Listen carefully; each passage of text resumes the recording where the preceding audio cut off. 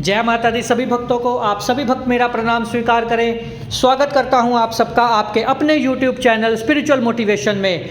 आज आप सभी भक्तों के लिए राम जी के परम पावन उत्सव की सबसे पहले तो आप सबको बहुत बहुत बधाई हो। उसके बाद इस पावन उपलक्ष्य में मैं अपने अनुभव के आधार पर आप सबके लिए लेकर आया हूं हनुमान चालीसा की सिद्धि। जो भी लोग हनुमान जी के भक्त हैं और हनुमान चालीसा का पाठ करते हैं पर उनको कुछ अनुभव नहीं हो रहे या उनको समझ नहीं आ रहा कि हनुमान चालीसा की सिद्धि उनको मिल चुकी है या नहीं, वो जो मैं विधि बताऊंगा इस प्रकार से पाठ करके अपनी सिद्धि प्राप्त कर सकते हैं। सबसे पहले आपको ये बात समझनी होगी कि सिद्धि कहते किसे हैं। यहाँ पर मैं अष्ट सिद्धि और नवनिधि की बात नहीं कर रहा हूँ। जो बजरंगबली जी की अष्ट सिद्धियाँ हैं वो अलग तरह की सिद्धियाँ होती हैं। मैं कई बार बता चुका हूँ। आपके लिए जो मैं सिद्धि बता रहा हूँ जो हनुमान चालीसा की सिद्धि है, जो एक दिन में आप प्राप्त करोगे, जैसे मैं पाठ बताऊँगा उस तरीके से करके, वो सिद्धि आपको लोक कल्याण में मदद करेगी। अगर आपकी कोई बाधा है, जैसे कि कोई प्रेत बाधा है या कोई पितृ दोष है, तो आप इस तरीके से पाठ करके अपनी उस दिक्कत से भी छुटकारा पा सकते हैं अगर आप उसका हवन कर लेते हैं तो। अगर कोई छोटी मोटी दिक्कत होगी तो वो हनुमान चालीसा के इस पाठ से जो मैं बताऊंगा वो ठीक हो जाएगी। इस सिद्धि से फिर आगे जाकर आप इसको और सक्षम करके इसी सिद्धि से जो आप आज प्राप्त करोगे, इससे ही आप आगे चलकर बहुत अधिक नाम कमा सकते हो, बहुत अधिक कार्य कर सकते हो, अपनी दिव्य दृष्टि खोल सकते हो और त्रिलोक की बातें जान सकते हो। लोक परलोक की यात्रा भी आप इसी सिद्धि से कर सकते हो। मात्र हनुमान चालीसा में इतनी शक्ति है, इसके एक एक दोहे में, एक एक श्लोक में इतनी शक्ति है कि आप इससे बड़े से बड़ी परेशानी का हल कर सकते हो। बस पाठ करने का सही ढंग पता होना चाहिए। तो आज हम उसी के बारे में जानेंगे। देखिए, मैं बार बार बता रहा हूँ, सिद्धियाँ जो होती हैं, अगर आप सोच रहे हो कि कोई शक्ति आकर आपके कान में बताएगी इस प्रकार से, तो ऐसा कुछ नहीं होता।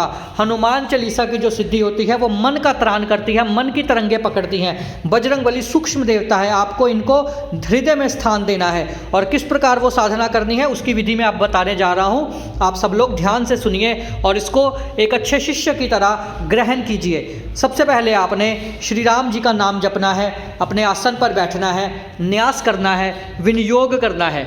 हनुमान चालीसा का न्यास और विनियोग ये आप गुप्त है, ये आप मुझसे PDF व्हाट्सएप पर प्राप्त कर सकते हो। जो भी मुझे मैसेज करेगा मैं व्हाट्सएप पर हनुमान चालीसा का न्यास और विनियोग दे दूंगा। ये थोड़ा सा कठिन होता है, थोड़ा सा इसमें कॉम्प्लिकेशंस होती है, इसलिए ध्यान से करना चाहिए। उसके बाद जब आप न्यास और विनियोग करके साधना में बैठ गए, आपने अपने इर्द गिर्द सुरक्षा चक्र बनाना है दुर्गा कवच का और भैरव कवच, ये दोनों में से कोई भी एक कवच का आप अपने सुरक्षा घेरा बना सकते हो। इसके बाद आपने श्री रामचंद्र जी का जाप करना है। आप ओम राम रामाय नमः ओम का जाप कर सकते हो। इसके बाद आप श्री रामचंद्र कृपालु भजुमन हरन इस स्तोत्रों से राम जी की आराधना कर सकते हो। कम से कम आपने 10 से 15 मिनट राम जी का ध्यान करना है, राम जी की आराधना ही करनी है और उनसे शक्ति प्राप्त करनी है। आपने राम जी को ही गुरु मानना है और आपने राम जी से ही प्रार्थना करनी है कि वो बजरंगबली महाराज जी को अनुरोध करें या बजरंगबली महाराज जी को आज्ञा दे कि वो आपको इस मंत्र की सिद्धि प्रदान करे। सिद्धि का प्रयोग करना ये अलग होता है, इसकी मैं एक और वीडियो बना दूंगा कि सिद्धि का प्रयोग कैसे करते हैं। सबसे पहले आप सिद्धि प्राप्त कर लीजिए, पूरे लक्ष्य के साथ, पूरे संकल्पित होकर आपने बैठ जाना है। ये जो एक रात है, मंगलवार की रात करोगे तो बहुत बढ़िया रहेगा, पर आप आज भी कर सकते हो, आज का दिन भी बड़ा शुभ है।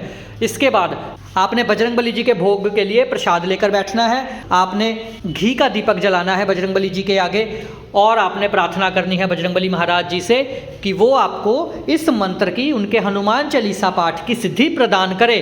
फिर आपने जो विनियोग और न्यास प्राप्त किया होगा, विनियोग करके इसके बाद पूरे उचित ढंग से 108 हनुमान चालीसा का पाठ करना है। बीच में बिल्कुल नहीं उठना है, चाहे कोई भी कार्य आ जाए, बड़ी से बड़ी बात आ जाए, आपने 108 चालीसा का पाठ करके ही उठना है।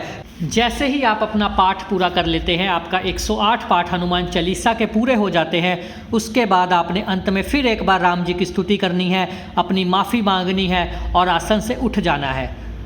इसके बाद आप चाहे तो हवन कर सकते हैं, आपकी इच्छा है। अगर आप हवन करना चाहते हैं, वैसे तो आपकी हिम्मत नहीं रहेगी, पर फिर भी अगर आप हवन कर सकते हो, आपकी सक्षमता है, तो आप पूरा हवन कीजिए विधि विधान से। नहीं तो आप कपूर पर लौंग जलाकर बजरंगबली जी को भोग दे सकते हैं। लौंग, छोटी इलायची, कुछ भी आप बजरंगबली जी को भोग दे सकते हैं। हवन, आपका छोटा हवन इस प्रकार से हो जाएगा, आपकी सिद्धि साधना पूरी हो जाएगी जी।